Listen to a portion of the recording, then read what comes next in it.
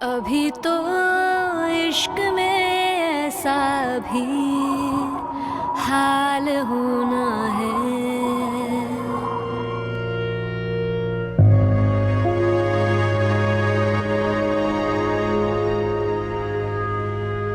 नेहा, कहाँ रह गई थी तुम? हमजा, कहाँ थे तुम लोग? हम इतने परेशान हो गए थे तुम लोगों के लिए।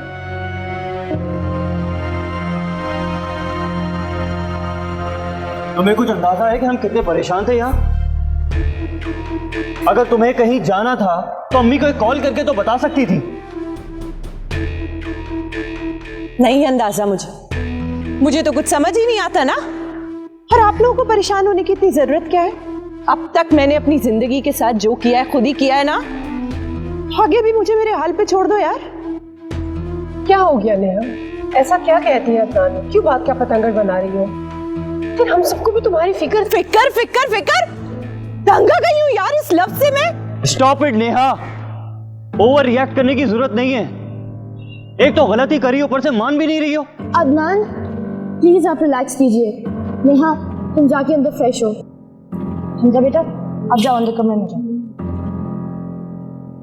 हर वक्त की रोक टोक। इस घर में सिवाय रोक टोक के किसी को और कोई काम ही नहीं है।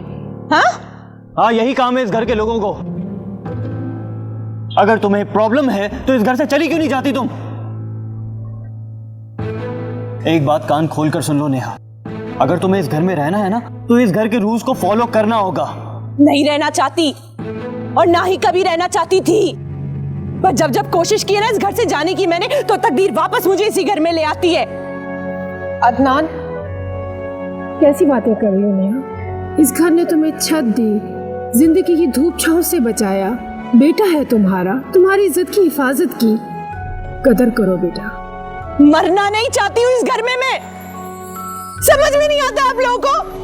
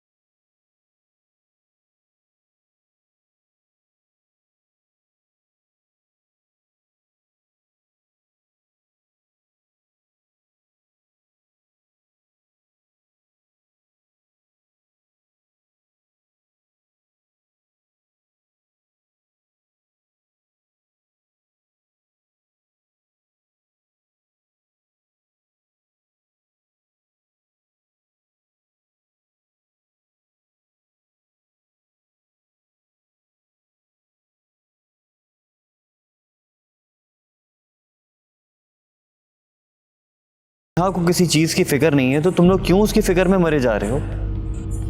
नेहा चाहे जो भी करे, लेकिन हमजा तो बच्चा है, उससे मैं कैसे बेफिक्र हो सकती हूँ? बिल्कुल वैसे ही जैसे उसका बाप उसकी तरफ से बेफिक्र है, जैसे आयान अपने होने वाले बच्चे की तरफ से बेफिक्र है।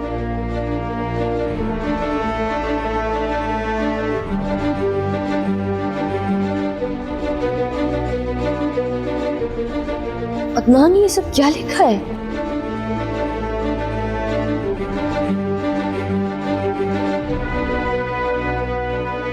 आयान, तुमसे एक बात वापस?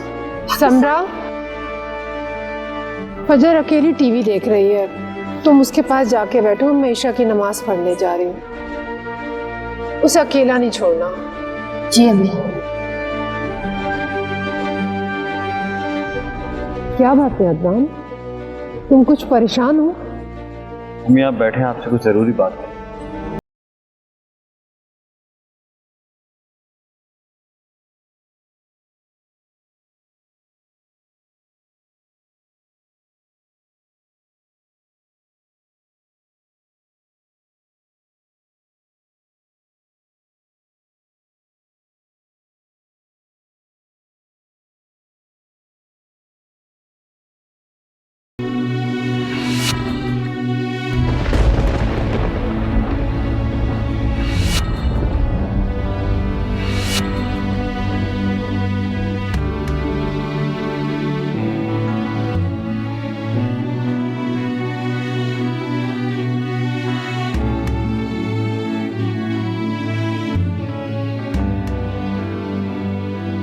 देख रही हो?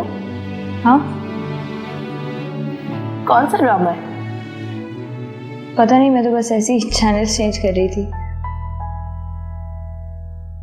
तुम देख लो। तुम कहाँ जा रही हो? मैं थोड़ा रेस्ट कर रही हूँ, थक गई हूँ। अच्छा जाओ, तुम रेस्ट करो। मैं तुम्हारे लिए यम्मी सा मिल्कशेक बना के लाती हूँ, क्योंकि मुझे क्यूटू सा बेबी चाहिए।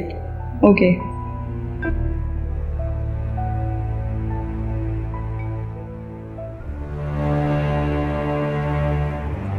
मुझे तो खुद से शर्मिंदगी हो रही है अम्मी।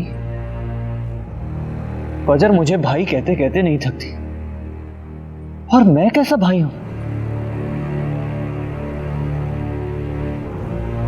अपनी बहन की मुश्किलों से बेखबर वो हमारे सामने मुस्कुराती रही, और हम समझते रहे कि वो खुश है। मुझे तो यकीन ही नहीं आ रहा, अयान जैसा लड़का भोला भाला सा इस कदर झूठा और मकार भी हो सकता है। यकीन तो मुझे भी नहीं आ रहा अम्मी। अगर उसे आसाइशें इतनी ही अजीज थी तो उसने उस बच्ची की जिंदगी क्यों तबाह की? अरे उसे तो और भी कोई लड़की मिल जाती, अपनी ही क्लास की लड़की से शादी कर लेता। अपने क्लास की लड़की तो उसे मिल चुकी है। कुछ दिन बाद अखबार में उसकी शादी की खबर आएगी और हम हाथ पे हाथ धरे बैठे रहेंगे। नहीं बेटा, अब हम हाथ पे हाथ धरे नहीं बैठ सकते। अयान के पेरेंट्स से मिलना होगा। अम्मी, आपको अयान के पेरेंट्स से मिलना आसान काम लगता है? अखबार में इस तस्वीर को देखने के बाद आपको क्या लगता है हम उसके पेरेंट्स के पास मिलने के लिए जाएंगे और वो हमें वेलकम करेंगे, हमारी खातिर तवाज़ु करेंगे, मिलेंगे हमसे?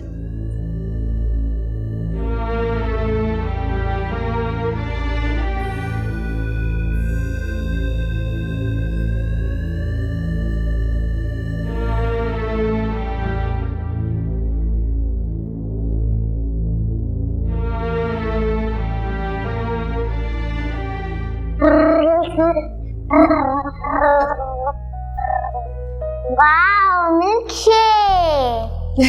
आपको भी पीना? जी, ताकि मैं स्ट्रॉन्ग बन जाऊं और उन बैड अंकल को मार सकूं। Bad uncle? अरे हमजा, तुम अभी तक सोई नहीं हो? दादी, आपको पता है जब मैं और मामा शॉपिंग करने के लिए गए थे तो क्या हुआ था? क्या हुआ था? वहाँ ना एक बैड अंकल आए थे। वो ना एक अंकल को मार रहे थे, डिशुम डिशुम। या अल्लाह खैर, तुम्हें और नेहा को तो कुछ नहीं हुआ ना बेटा? नहीं दादी, जब से मामा ने उन बैड अंकल को देखा है ना, तब से वो रो रही है, जबकि उन्होंने अभी टच भी नहीं किया। या अल्लाह, तू मेरे बच्चों को अपने हिफ्ज़-ओ-मान में रख। खैर, हमजा का मजे मजे का मिल्कशेक रेडी है। आओ जल्दी से पी लो, ताकि आप ब्रेव बन के उन बैड लोगों की पिटाई लगा सको। मैं अभी आती हूँ। समरा, तुम से मेरी गाड़ी की चाबी लेती हूँ। ओके।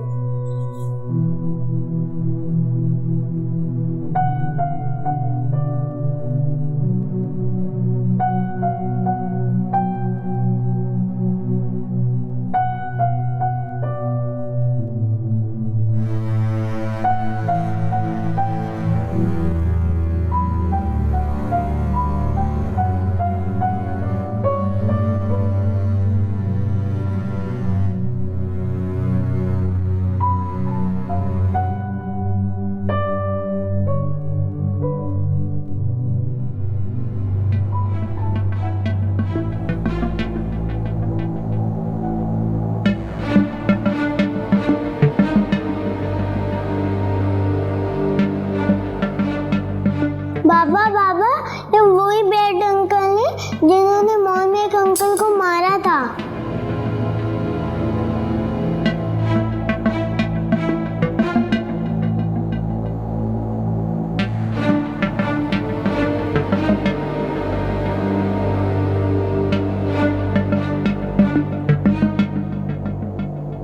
मामा मामा, ये देखिए वही अंकल जो मॉल में सबको मार रहे थे।